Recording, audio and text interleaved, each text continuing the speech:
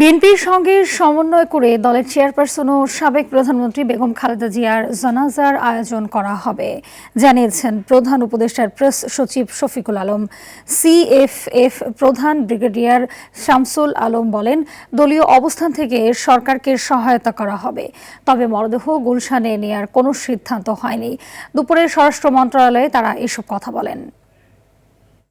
পুরো জায়গাটুকু খুব কনজেস্টেড স্পেস, সবার জন্য উন্মুক্ত থাকবে না, সেই জায়গাটা সিলেক্টেড পিপল থাকবেন, আর কারা থাকবেন সেটা পার্টি ডিসিশন দিবেন, পার্টি জানিয়ে দিবেন যে কারা কারা থাকবেন। এভার কেয়ার থেকে জানাজার আসার যে পুরো জায়গাটাই আমাদের নেতাকর্মী এবং জনসাধারণের জন্য শ্রদ্ধার জায়গা হিসেবে আমরা ট্রিট করব। কারণ আপনারা যারা বুঝেন, এটা তো কল্পনাও করা যাবে না কালকে কী পরিমাণ লোক আপনার রাস্তায় দেখবেন।